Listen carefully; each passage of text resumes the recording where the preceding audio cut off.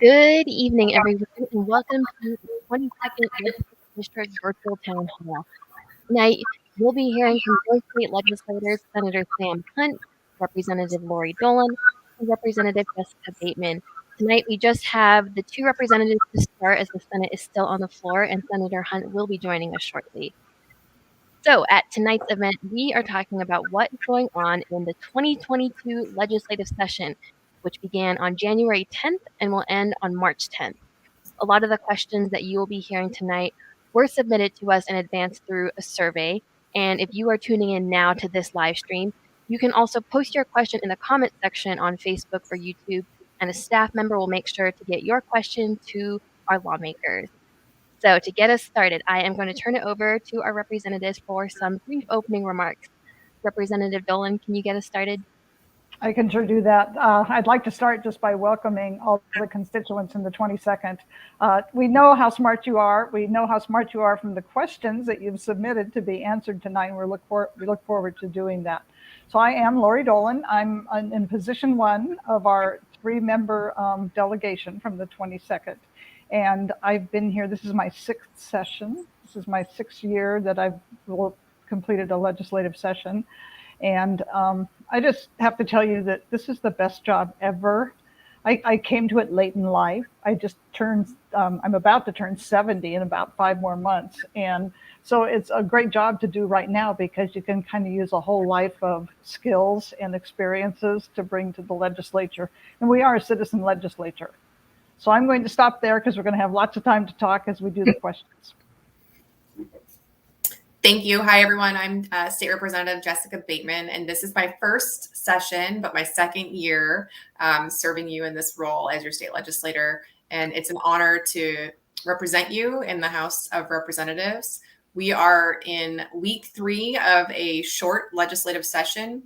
In even numbered years, a short session is 60 days, and then in odd numbered years, it's 105 days. So the short sessions are fast and furious, and we're already out there on the floor passing bills. Matter of fact, we just wrapped up and exited the floor just 20 minutes ago, and I know Senator Hunt is still there passing bills. So we're happy to be here, and we will pitch hit for him while he is unable to be here, but he'll join us shortly. And I think that we're going to start answering your questions, and we can also talk about bills that we're working on if you'd like to hear about that. Thank you both for those wonderful introductions. It looks like Senator Hunt has just joined us, so I will turn it over to him for his opening remarks. There he is. Is there such a thing as Zoom fatigue in this world? God, we spent from noon till 6:59 on the Senate floor passing bills and 2 hearings this morning. So if I look fuzzy-eyed and tired and I fall asleep on you, that's why. So I think Representative Bateman has done a good job of explaining where we are and what we're doing. We're in the process now of spending lots of time in committee meetings, more time on the floor as we go through.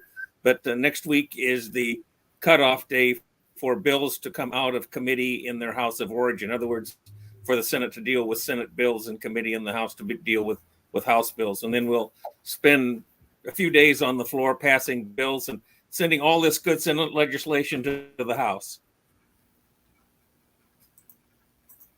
All right, thank you very much. We are going to get started with questions. And folks, if you are tuning in, this is a live virtual town hall with your 22nd district legislators. We're reading questions submitted to us in a survey, and you can also leave a comment with your question and we'll get that to your lawmakers. So we will start off with a fun, lighthearted question, and this is for all 3 of our lawmakers.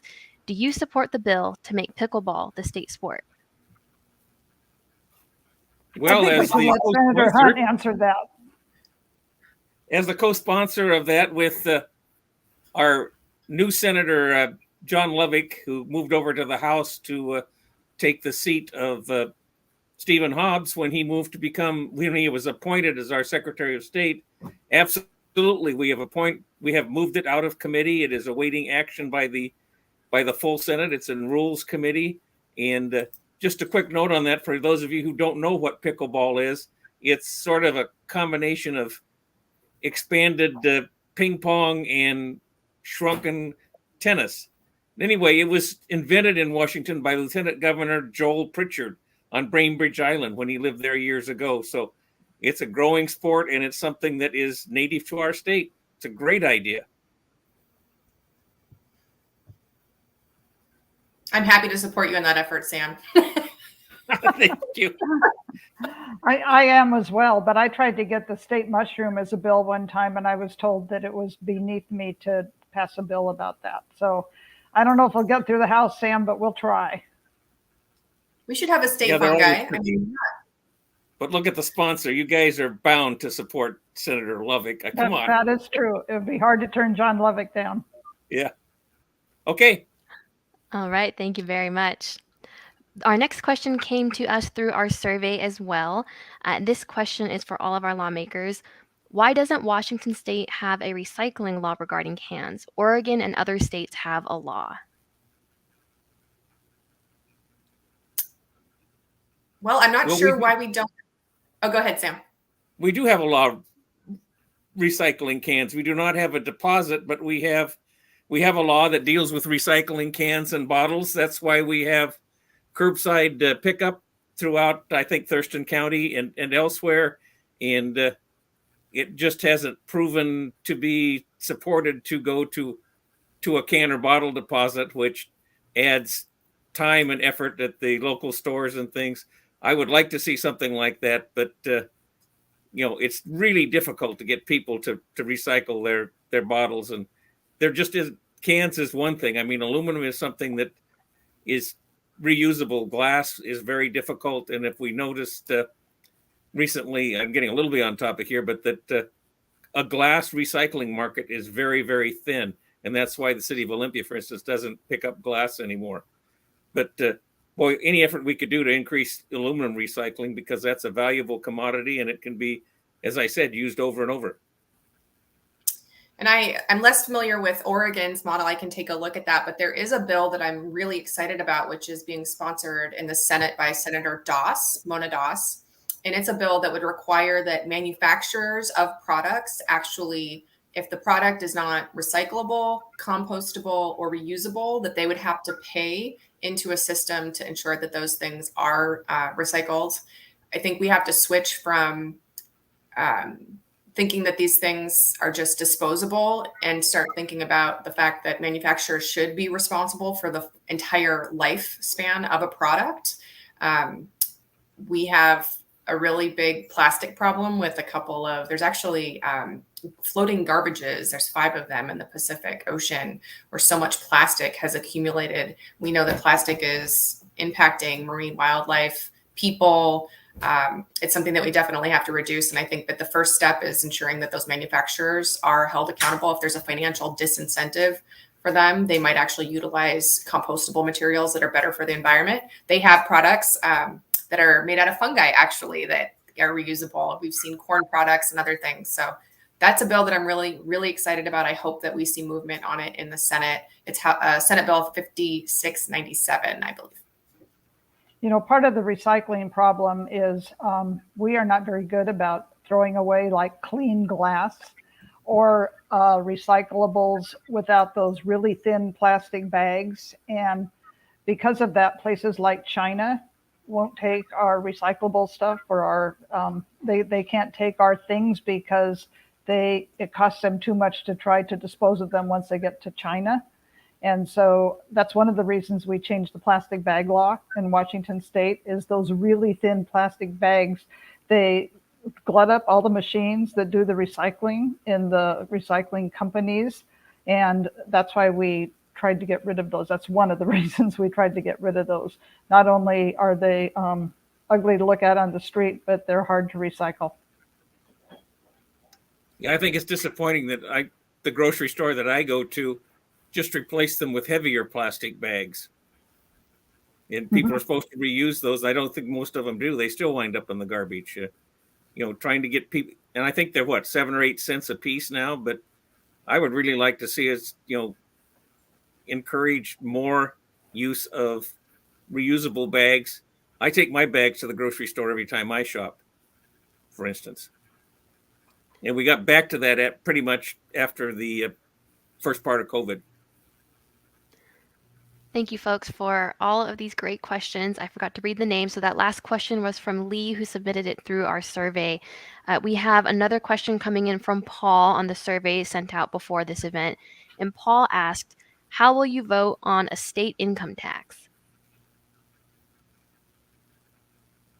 That's an Yes. easy question for me. It's one of the reasons I ran for this office was to get either a capital gains tax or state income tax.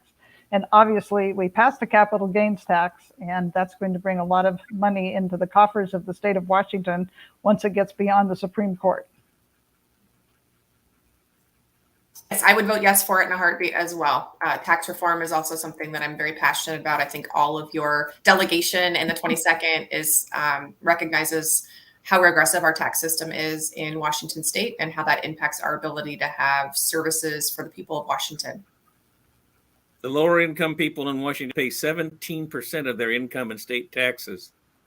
The millionaires and billionaires pay 1%. That's why I'm also sponsoring with Representative Frame in the House a wealth tax, which would tax the top 1% and get some equity to our tax system, which is grossly out of shape. And at the same time we do that, we could reduce the sales tax and the property tax and have relief for a lot of, well, for all of us, except the billionaires. Could I ask our moderator to put that website link in where people who are here can see it? Because Noelle Frame, who is our chair of our finance committee, she has worked tirelessly with a committee of representatives and business leaders, nonprofit leaders that went around the state. And one of the things they created is this website you can go to, and you can actually put in your own family's financial information and see how different taxes would change your tax structure for your family. It's a really cool thing they created, and I'd really encourage you to do it, because what it shows people is that a capital gains tax and an income tax is not going to hurt them probably as much as what we have in place right now. Laurie, could you share a little bit about what the tax reform work group does, just briefly, just so people know? So they had community meetings geographically around the state. And I actually went to the one in Spokane when they had that one there, because that's my hometown, and I was curious what feedback they'd get. And so they divided the audience up into small groups, and they asked them different questions, and basically pointed out that our tax structure is the most regressive tax structure in the United States, one of the most for sure.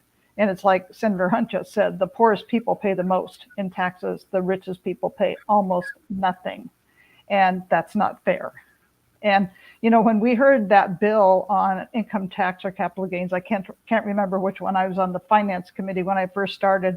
There were millionaires and billionaires from Seattle that came down to testify that they wanted us to get either an income tax or capital gains tax, because they said, you know, we made a lot of money being citizens of Washington state. A lot of these people that came and testified were the early Microsoft workers who got shares of Microsoft when it was really cheap. And now they have a lot of money coming in. And they said, Washington state made it possible for us to have the wealth we have, and we should give more of it back to the state to help other people. And that's really what you hear the most in testimony on those bills. Also, can I just add that the tax reform work group that Representative Noelle Frame co-chairs, I forgot the Republican counterpart co-chair, it's a bipartisan group of legislators, and they're working on overall tax reform, because one thing that we don't talk about a lot is the 666 tax breaks that currently exist in Washington state. Many of those were created decades ago, and they just have continued to be on the books. And it's really hard to take away a tax break once it's in place. And there are so many, but they equal, I think the total of those tax breaks, if you add them all up, equals a year's operating budget. So one of the goals of that work group is to think more equitably about how we tax people in Washington state, and a long-term vision. And Representative Frame has been very dedicated in that long-term goal and vision. So there will be more work that continues to be done. And the surveys and the outreach that Representative Dolan just talked about is one element of that, to ensure people are aware of how our tax system works. So when we do bring forward that bill, that wealth tax, and those reforms, people will know and they will understand we can get support for it. Thank you all for that very thorough background. Folks, if you're watching this, we had a staff member just drop the links to that tax survey in the comments, and you can follow the link to take it there. We have another question coming in. This one is for Rep. Bateman, specifically from Dean. Dean asked, Rep. Bateman, can you please talk about your missing middle housing bill, HB 1782, and can you answer how this change in zoning will increase affordable housing? Yes, and I also want to give a shout out to Joe, who I see has joined us. Hi, Joe. Thank you so much for your continued support. So I have a bill. It's House Bill 1782, and we have a companion in the Senate. It's governor request legislation, and its goal is to lift bans on middle housing statewide. We're in a housing crisis. I think anyone can see that if you have a young person in your life that's trying to start out and buy a home, like my little sister who's 26. And she's a pediatric nurse. She makes a decent salary. She has a partner and she would love to start a family, and she can't find a home under $600,000 in the Puget Sound region within a half an hour of her work in downtown Seattle at a hospital. That's the reality for young people and Washingtonians all across the state. It is not sustainable. We're 250,000 homes behind, according to the 2020 Up for Growth report. The basic problem is, as we have experienced economic development, people moving here for jobs, for all the reasons that people move to this beautiful state, we have been unable to build enough housing to accommodate the people that have moved here. And when you don't have enough housing for the people that live here, you see this exponential increase in home prices and rent prices. In Washington state, first-time homebuyers can only find an affordable home in 7 counties, and they're all in Eastern Washington. This is a systemic problem, and this bill will lift bans on different housing types that we used to see a lot of. Some cities allow them, but most don't.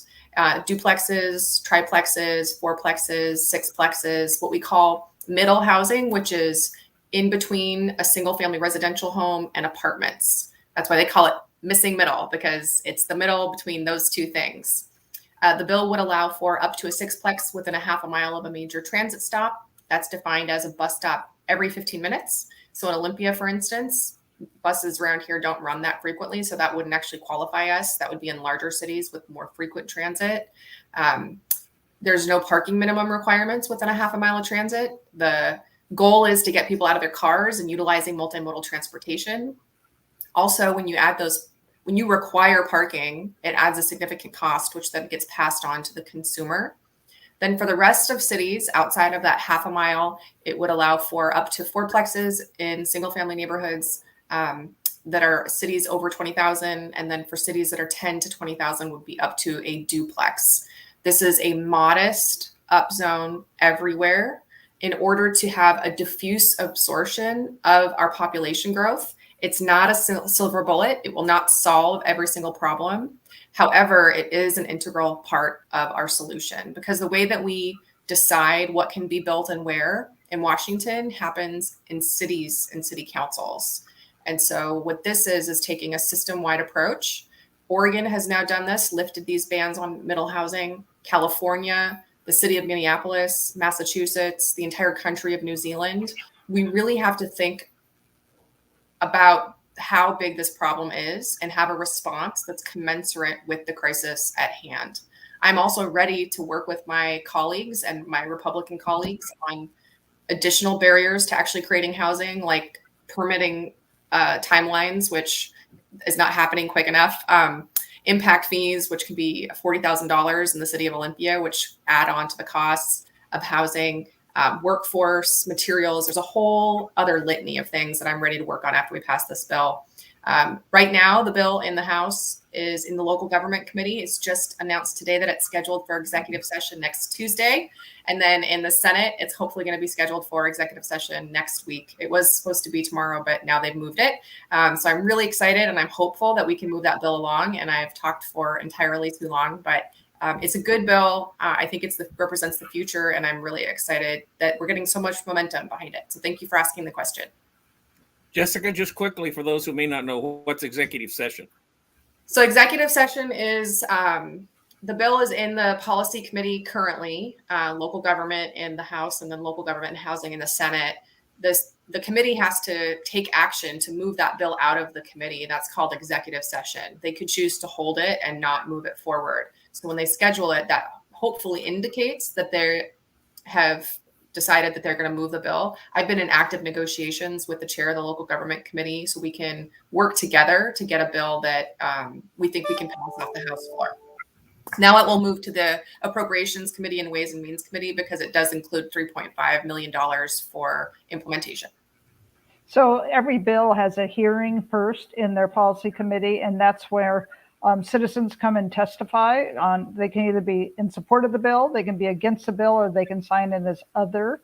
And so that's kind of the first public hearing of a bill. And then within, Sam, is it like 4 days or 5 days, it can go to executive, get it exec out of that committee. Then it goes on to the next place. So if it's a budget bill, it goes to either Senate Ways and Means or House Appropriations. If it's really not a budget bill, it can go straight to the Senate floor or the House floor. We don't have a limitation on bills. Once we hear them, we can vote them out immediately if we want to. Okay. We usually wait, but The days in between are often very busy with the bill, because what you hear from the public testimony is you probably need to change the bill up a little bit based on public testimony. And so then you have a chance to write amendments to the bill that when you do take executive action, you can change the bill so it's better.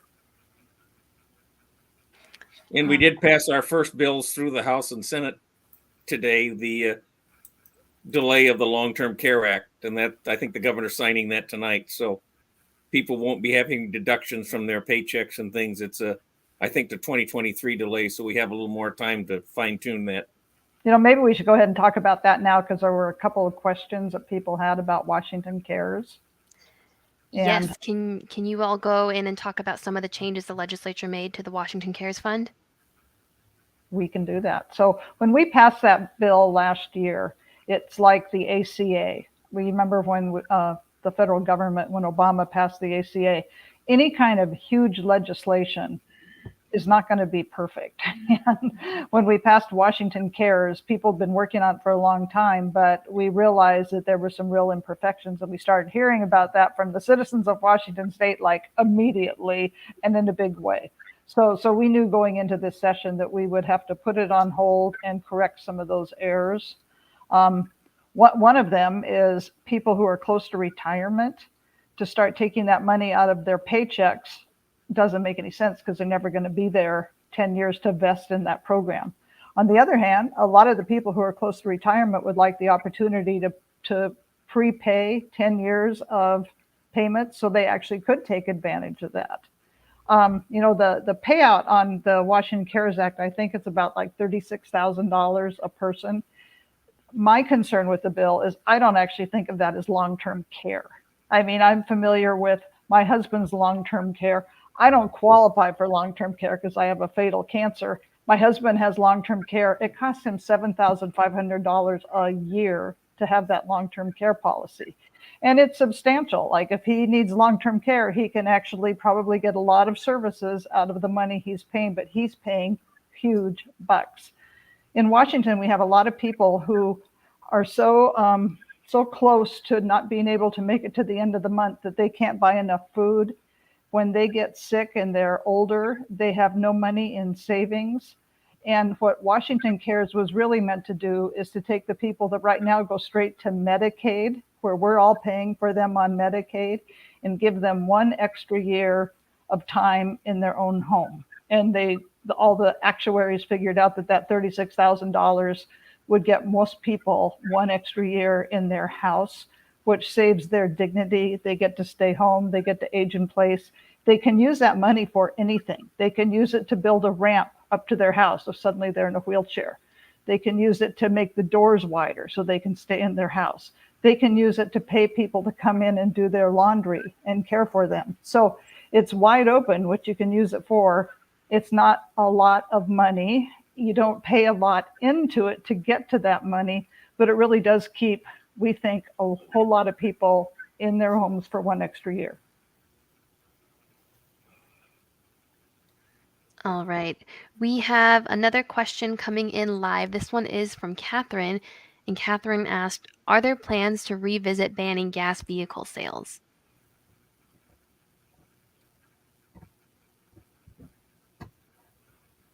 Not that I know of. That's going to take something at the federal level, not at the state level. Certainly, we're having more incentives for electric cars, putting in more electric vehicle charging stations, and encouraging that. But I don't see an outright ban on fossil fuel run cars.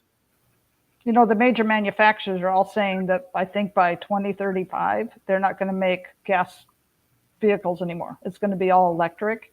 And the other dilemma we have is we've got to figure out a way to pay for transportation in our roads if we quit selling gas to people. Because right now, gas sales are the main way we pay for our roads.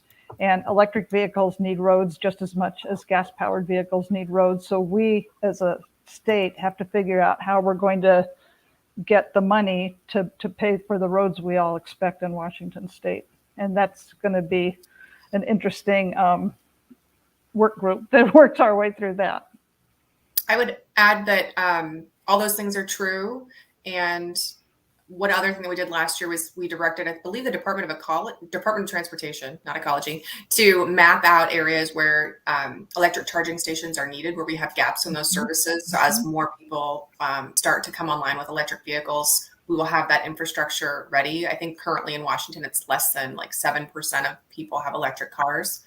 The other thing to keep in mind is even if every single person in Washington switched to an electric vehicle tomorrow, well, no, let me go back. That wouldn't happen. So just when we transition to electric vehicles, it's going to happen over a significant timeline. So we have to take actions to get people out of cars utilizing multimodal transportation, because not everyone can purchase an electric car right now because they are so expensive. And so it's going to happen over a long time, and that won't enable us to achieve our climate goals in the time period that we need to. So the answer really is establishing that infrastructure for electric vehicles, making sure that we can get people buying electric vehicles, but also utilizing other forms of mass transit and having livable, walkable communities where people can actually get out of their vehicle, walk to a store, walk to amenities. And that is all predicated on density and where housing is and how much housing is there and how many people are there. Multimodal transportation is inextricably linked to density. It's actually predicated on densities. So we have to be thinking about land use as we think about transportation. So one other thing, and then we can go to a different topic. One of the things we are doing is we have several bills. Alex Rammel is a representative who does a lot of these bills on making homes electric rather than natural gas. And one of the pieces of that is all new homes would have the plug-in station in the garage that comes with the home, so you can charge your electric vehicle. So homes would just be built that way if this bill passes, which is a great idea. Thank you, folks, for all of these wonderful questions coming in. If you are just now tuning into this event, this is a live virtual town hall with your 22nd district legislators. And if you have a question for your lawmakers, you can drop it in the comment section on Facebook or YouTube, and a staff member will make sure to get your question to our legislators. Our next question is a live question from Joel, and Joel asked, what is the outlook on passing a Washington State public bank? Well, we keep trying. I've been a co-sponsor of that with Senator Hasagawa and now Senator Cooterer. We're trying to find some form of a Washington State investment bank. I certainly think it's a good idea. I'd rather have the money invested in the state so that we can draw on the interest of the investments rather than giving it to, say, Bank of America or somebody like that. So I don't know. It's a long, slow climb, obviously, and the big banks are after it like crazy. No, Carolyn Barclift is really into getting this passed. And for those of you who know Carolyn, you might reach out to her and see if you can help. All right, our next question is another live question. This one is from Steve, and this one is for Rep. Dolan. Rep. Dolan, can you tell us about your aerial imaging bill? I'd be happy to do that. Big. Come on. Okay, Senator Hunt. Just listen. So the aerial imaging bill was brought to me by WACO, which is the organization that county government organizes with WACO. And the county assessors in particular brought this bill to me. One of those county assessors is a guy named Steve Drew from Thurston County. So he's actually been working on this bill with me. And we have the Department of Commerce involved. We have the Chief Information Officer for Washington State involved. And the theory is to set up an infrastructure so that really great like aerial imaging technology could be purchased by the state of Washington every couple of years, new data that they would, to get that technology, you have to use planes to fly over and kind of like mow the sky. So you get all these like 5-angle pictures of everything you're taking pictures of. And if the state could actually pay for that collection of data, then all levels of government could buy whatever piece they want to use from the state, which would make it affordable for the state to get us really great technology. So the first piece of this bill is a study bill where we're going to ask the Department of Commerce to actually look at how much is being spent right now at every level of government, from city to county to state, on aerial imaging.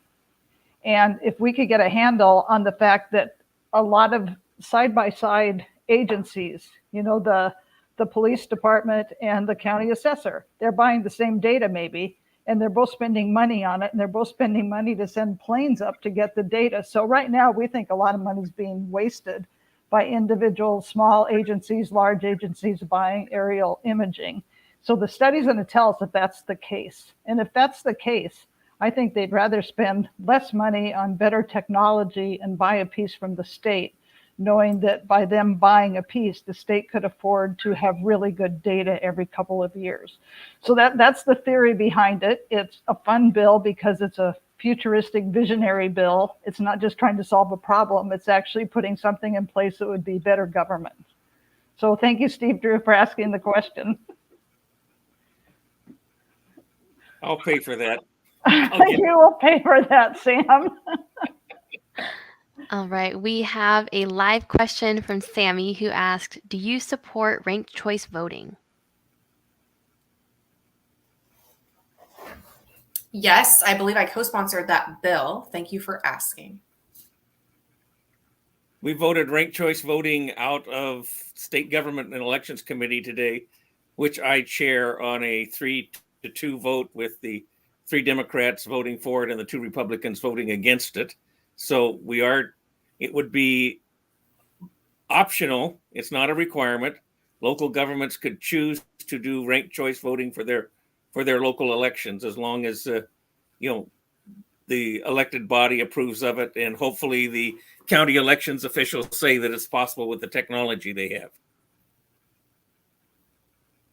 So I think if it's optional, I would be fine with ranked choice voting. I know that the legislators from Tacoma have had a really bad experience with ranked choice voting. If it was optional in Tacoma, they didn't have to do it under their watch. I think it would have a better chance of passing the House.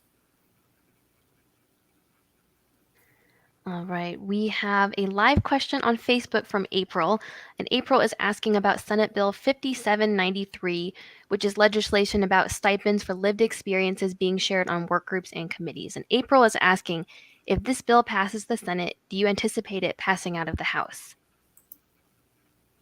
This is Senator Claire Wilson's bill, correct? I believe. It came out of my committee. Yes, it is. Yes, it's a good idea. It pays stipends when legislators or state employees work on task forces. They're either on salary or they sometimes, depending on the job, get per diem for that job. And some employers pay it, but a lot of people who are just interested volunteers, dedicated people, have to spend their own time, their own travel, perhaps their own childcare costs to do that. So this would enable people, more people, to be involved and to not incur the expenses themselves. And I hope the House will see it's a good idea once we get it to them. So we have a similar bill in our House Education Committee that would actually give school board members more of a stipend. Some don't make anything, some make a small stipend. This would give them, I think, I can't remember the number, something like up to $4,800 a year to do their school board activities. What happens is a lot of people who don't have much money, who would be great school board members, they have kids in school, they can't even run for office because they have no way to pay for childcare so they can attend all the school board meetings. So it really does, the people that you might most want on a school board making decisions for that community's children don't have an opportunity to serve because they just can't afford to do it. They don't have the money in their family to support them doing that. So oftentimes you end up with white people who are older, who don't have kids in school, who are running school boards and making those decisions. I would just add that I believe it's about equity. And if we have citizen advisory groups or task forces that have hopefully committee members that are reflective of the communities that we serve or the topic areas that those task forces are supposed to be studying or representing, a lot of the times people that have that lived experience or people that have been historically excluded from governing or the process to govern, we want to make sure that their voice is heard and that they're at the table and that we're hearing from them. So barriers like access to childcare or mass public transit, not having a vehicle, those are the types of things that we have to consider. And we want to make sure that people have compensation for that. So I was happy to see that bill. The city of Olympia actually is the first city in the state of Washington that provides compensation, a stipend to its its resident advisory boards. So happy to see it in the Senate and looking forward to having it pass in the House. Another bill that we are working on that has a similar pro-family thing is there is a bill by Senator Loveland to allow or to make it clear that candidates for public office can use their campaign funds for childcare. Mm-hmm. And, she talked about taking her 3 young kids doorbelling with her. And after 3 houses, it was, what are we doing here, Mom? So, that will free up, again, younger people to have a better opportunity to run for public office. Yeah, you could buy a printer if you need to print materials, but you can't hire someone to take care of your child as a person running for office. Doesn't make sense. All right. Could we talk about that police reform question? We've been asked about the police reform laws that were passed last session and what's happening this year. And if I could talk about one piece of this, it's not really the bills themselves. And maybe, Jess, you could then talk, because I know you've done a lot of work on these bills.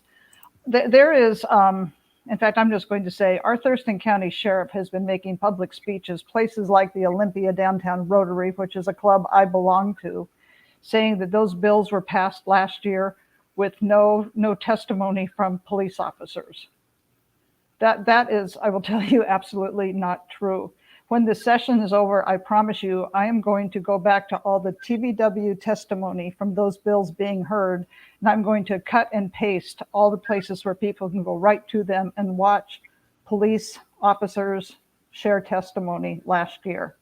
We have a public process. We can't pass a bill and say to people, I'm sorry, you can't testify because you're a police officer and this is a police bill. That would never, ever happen. But I just want to be able to take all the clips of people testifying and put it publicly where people can see that, because that is just not truthful. And Jessica spent a lot of time on police work, and I'm going to actually turn it over to her now, but I did need to say that because it's really disturbing to watch that happen in our community right now, and people who don't know any better think it's true.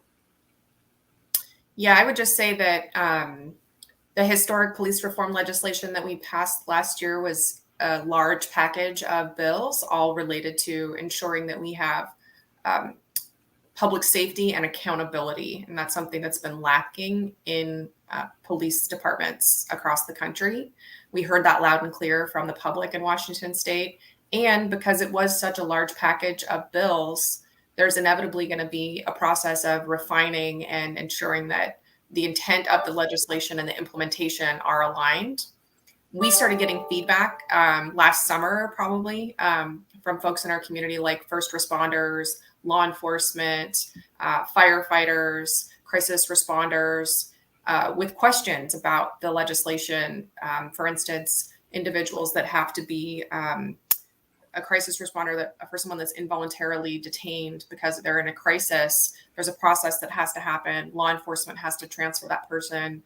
The crisis responder can't do it without a law enforcement officer. And because of questions about technical definitions within the law and just the uncertainty, because it was such a big change, what we did was we met with those folks.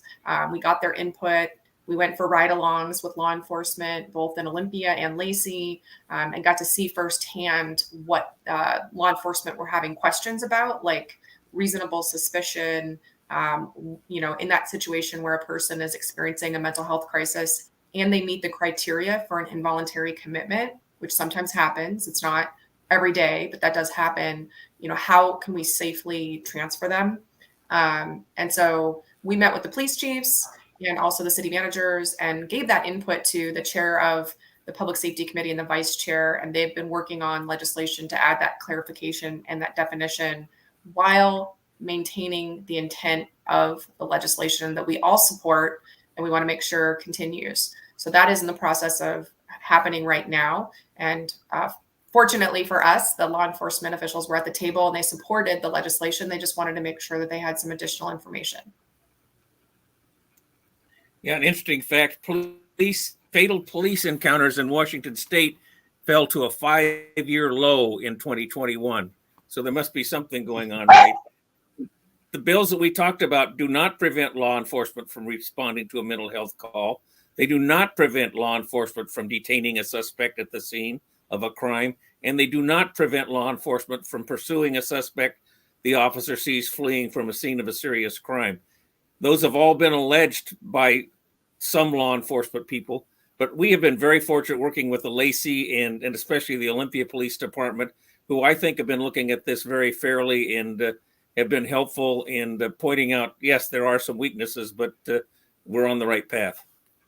So a lot of these police reform conversations started right here in Thurston County when those two kids, and a lot of you, I'm sure, remember this, those two kids stole beer from the Safeway over by the mall. And they were running away and they were told to stop and they didn't stop. And so one of them was shot in the back for stealing a case of beer and running away. And that's kind of where the public got more involved. Leave it to Thurston County to actually be concerned about that, and happened to be a Black young man, which made it more concerning. And so that's really, the conversation started here in Thurston County. And then obviously with what we've seen on TV with some of the deaths of Black people has gotten the nation more worried about it. But really our police chiefs and their attorneys came and met with us, and they were awesome in pointing out precisely what parts of that law needed to be fixed. And those are the ones that are getting fixed this session. And I can't thank them enough, first of all, for putting their lives at risk every single day to defend all of us. I don't know the percentage, but I'm guessing 98% of police officers are the people who saved, like that little girl that was choking on TV last night. That police officer showed up in a knife time, turn her over and save her life. It's those people who put their lives on the line for each of us. But they came to the table and they helped us know what we needed to change. And we are very, very lucky to be served by them in this community. All right. Thank you very much, everyone. We have an affordable housing question for Rep. Bateman, circling back to that middle housing discussion from earlier in this event. This question is from Larry on Facebook, who asked, what will you do to make the new housing affordable? Newly constructed housing is usually more expensive, so what will we do to provide a pathway to ownership? Thank you, Larry. Nice to see you again. I saw Larry at council meetings. So good question. Like so many things, housing policy is complicated. And when I think about housing, I think of an ecosystem, and we need all kinds of housing because we are 250,000 units or homes behind. You are correct. Brand new construction is the most expensive. Think about it like the market for vehicles. Brand new cars, like my electric vehicle that I just bought, is the most expensive. And then after a few years, if I trade that in, it's going to be less expensive for another consumer if they want to purchase it That is an economic term that we apply. It's called filtering. So this bill is designed to allow for housing to be built. Just allow it. And what we do know is that middle housing is more affordable than single family homes. In Thurston County, for example, the median home price is now $480,000. In King County, it's $830,000.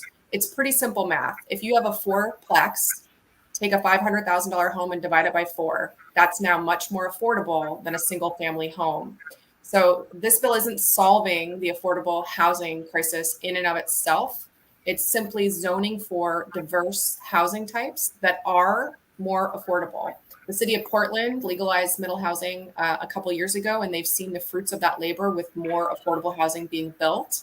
I will also say we have to continue investing in the Housing Trust Fund, which is our state bucket for affordable housing.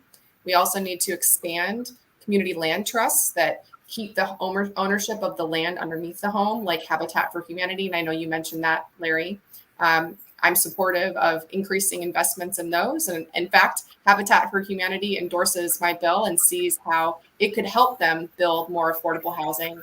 Also, cities, because of former Representative Beth Dolio, now have the ability to pass a home fund tax by a councilmanic vote. And we've actually seen just yesterday, the Thurston County commissioners passed the home fund tax, and that will be garnering $8 million per year, I believe, with the city of Olympia combined with the county.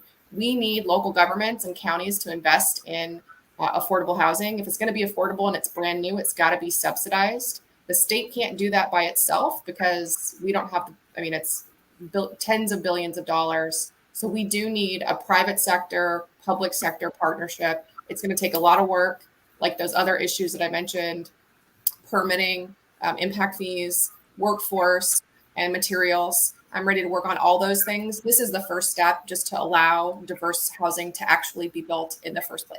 Thank you for the question. All right, and looks like we have time for one last question before we head to closing remarks. This is a question submitted from John in our survey from before the event, and John asked, when will a decision be made regarding the bi-yearly time change? Oh, year-round daylight saving time or whatever, huh? We passed a bill through the House and Senate. The governor signed it several years ago to move Washington to permanent daylight savings time. Unfortunately, it takes an act of Congress to do that.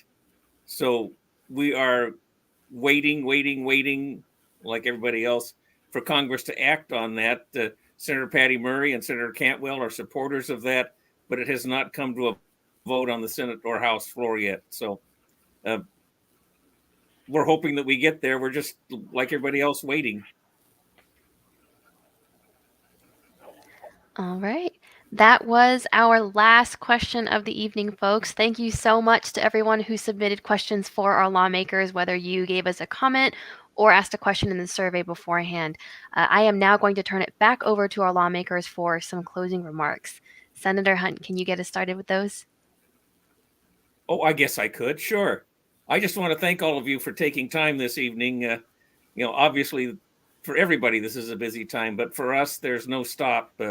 As I said, I started at 8 o'clock this morning staring at a screen, and my eyeballs haven't fallen out yet, but they're getting close. Working on bills in the Senate, then we'll work on bills in the House, and hopefully we've got a lot of issues that we want to address that we talked about today, and other things, elections. One thing that I'm working on is COLA for Plan 1 retirees. There are a lot of Plan 1 teacher and state employee retirees who got a little COLA 2 years ago. I also have a bill to make that permanent that hopefully in the next year or so we can get that passed.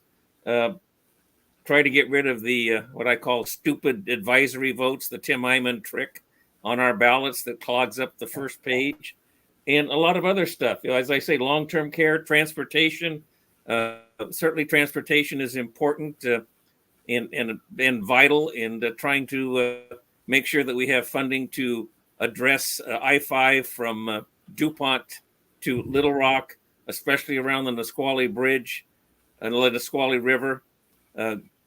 I took a bump tour. I think Representative Dolan did, and I don't know if Representative Bateman did this year or not. But you go down the river with Willie Frank, who's the chair of the Nisqually tribe, and the river has changed course and is changing course. And if we get a big storm and a big flood, it probably won't go under the bridge. It'll probably go straight through that neck and wipe out I-5.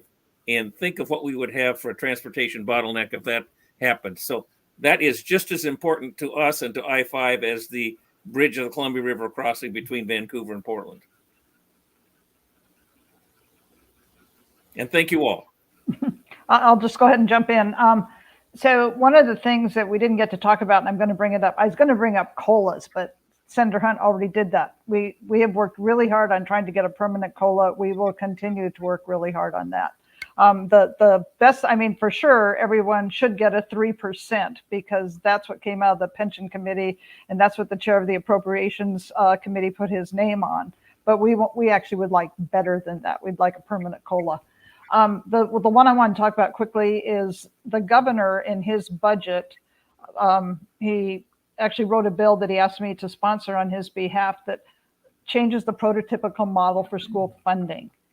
We are also worried about the mental health of our students, of our kids going through this COVID experience. I mean, we're worried about our own mental health, right? But our kids have really suffered. And so the governor put in his budget to put in more counselors, psychologists, social workers, and I'm trying to remember the fourth one, nurses. Did I say nurses? That should have been the first one. So that's the first time the prototypical model's been changed since it was created many years ago. It's a huge amount of money to do that, but that's how important he felt it was to get better services to our kids in terms of mental health and social emotional learning. There's a representative in the House who had written a similar bill that OSPI had helped with. And so just last week, I helped write the amendment to put these two bills together, and it's going to go forward in the House member's name, but I'm pretty sure it's going to get passed by both the House and the Senate, and that's going to be a really big deal for our kids. And one other thing I want to say, and then I'm just going to say goodnight, is, you know, we live right here in Olympia with all of you, or Tumwater and Lacey. And so anytime you want to talk to us, we are right here. And if you talk to us when it's not session, we can like spend an hour and actually talk to you, as opposed to session where you might get 15 minutes because we're just in so many meetings and floor votes and all of the things that are on our calendars during session. So always know that you can reach out to us anytime during the year, because the constituents in the 22nd are what make these jobs so great. I swear we have the smartest constituents of any other place in the state. Anyway, thank you for coming and joining us tonight. We deeply appreciate it. I'm just going to hit a couple that I didn't get a chance to hit, so it might take me a second. Bear with me. First, today we passed a bill off the House floor that will ensure that when cities go through their comprehensive planning processes, that they will ensure that there is a net gain for salmon habitat. As we all know, tribes in Washington state are sovereign governments, and they have treaty rights related to salmon, and we have not been doing our part to ensure that salmon populations are healthy. And this bill will make sure that cities are actually planning for not just not losing ecological habitat for salmon, but having a net gain for salmon. So that's really, really exciting. It was a bill from last year from Representative Deborah Lekinoff from Bellingham, and it didn't pass last year. So we're really happy that that came out today. Also, there's two bills related to homelessness, which I know is top of mind to everyone. One is a Representative CHOP bill that aims to, people that are on Medicaid, that are low income, that get healthcare through the government, we get a federal match from CMS, Centers for Medicaid Services. And one thing that does not happen is there's no payment for housing. So if you're homeless, you might have health care paid for by the state and the federal government, but it doesn't pay for your housing costs. And when we have chronically homeless individuals, that being homeless contributes negatively to their healthcare outcomes, it's not good for anyone. And so his bill really tries to draw a connection between medical necessity and need and healthcare for homeless folks. And the long-term goal of that would be to get funding for the actual housing costs for unhoused people that are chronically homeless. It might seem like a no-brainer to folks, but it's a real gap in our system. And I, for one, having worked on homelessness and housing for 7 years, really see this as a potential to be a game changer. So I'm really excited and applaud him for that work. Representative Nicole Macri has a bill that will add a permanent supportive housing representative to our Affordable Housing Council. For those of you that don't know, the Office of Financial Management, which is our state agency that does basically all the money stuff, they came out with a behavioral health assessment for our state in 2017, and it found we need 17,000 beds for permanent supportive housing for chronically homeless people, and we have no plan for how we are actually going to achieve that. We're creating about 1,000 per year. So in 16 years, well, a little bit less now, we'll be, net zero with that. So by adding this individual to that council and the Representative Chop bill, I think those are two bills that are really, really integral to addressing our chronic homelessness in Washington state. Also, the governor included $800 million in his budget for homelessness, quick shelter, so like buying motels, permanent supportive housing, my bill, a lot of different things. If people have questions about that, I can send it to you. And then lastly, this relates a little bit to Larry's question. I have a bill from last year that did not pass out of the Senate. We passed it out of the House, House Bill 1157, that would provide a real estate excise tax rebate to cities that actually build middle housing. And I really think that this is an opportunity as cities grow and change and get more density, that cities could use that money for affordable housing just as a regular cost of doing business. We could just incorporate that into, as we grow, we know that we need to build more affordable housing. There's a potential for displacement. We want to put aside that money specifically for that, so we have resources for people and for affordable housing. And I'm really hopeful that that will pass along with my bill 1782. And with that, I will thank everyone for being here today. We are always more than happy to talk with you one-on-one. During session, it can be kind of tricky and difficult because we're so busy, but we are here during interim, and we are more than happy to meet with you if you have questions or if you just want to chat about an issue. So please get in touch with us, and hopefully we'll see you for another town hall soon. And that is all the time that we have this evening, folks. Thank you so much for joining us. We had so many great questions tonight. And like your lawmakers said, if we did not get to your question, you can directly reach out to their offices to have a conversation. And their contact information will be shown on the screen right after this. Thank you again, and have a great evening. Bye, everybody. See you soon. Good night.